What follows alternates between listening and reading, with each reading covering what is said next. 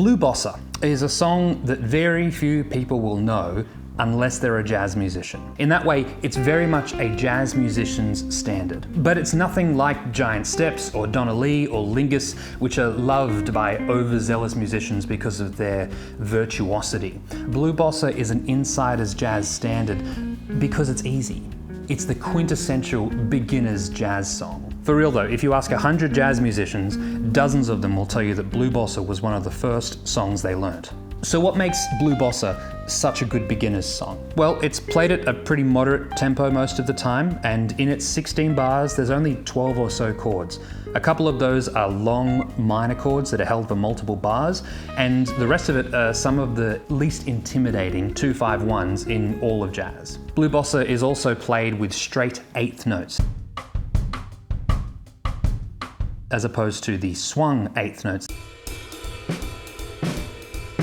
that you hear in most of jazz, which is maybe a little bit more familiar for people coming from a pop or rock background. Despite its name, Blue Bossa is not a blues, and it's not exclusively played as a bossa either, but it was during the 1960s bossa nova craze that it was written. Trumpeter Kenny Dorham penned the tune for the 1963 album by Joe Henderson, Page 1. Fellow trumpeter Art Farmer would also make it part of his regular setlist, but it was really Blue Bossa's inclusion in the Real Book that solidified it as a jazz standard. On that note, some of the published versions of Blue Bossa vary slightly on the chord types. If you're a beginner, it's a good idea to listen to your favorite recording really closely and try and figure out exactly what chord changes they're playing.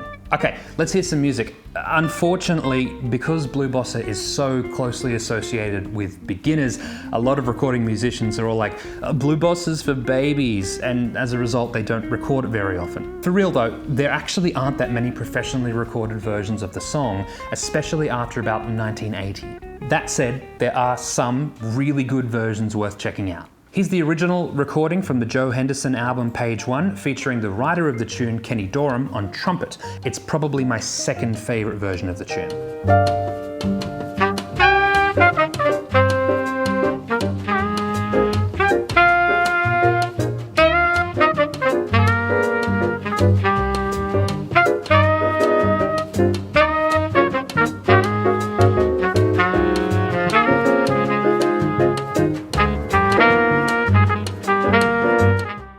Here's a duo from the early 1970s with Eddie Daniels on clarinet and Bucky Pizzarelli on guitar.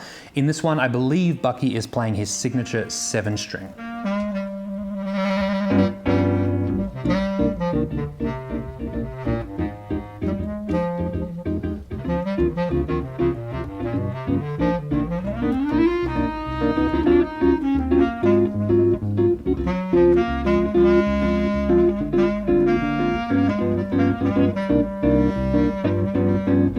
This version by George Benson was the first one that I ever heard of the 1973 Jazz on a Sunday Afternoon session.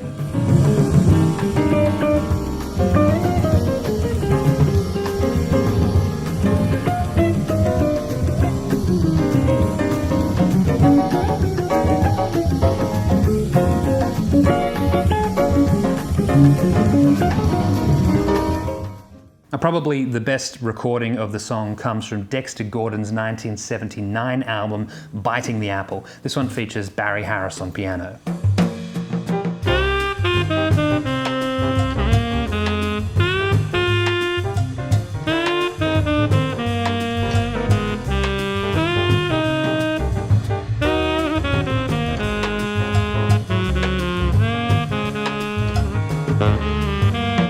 For something a little different, here's a version recorded by pianist Chick Corea and vocalist Bobby McFerrin on the 1990 album Play.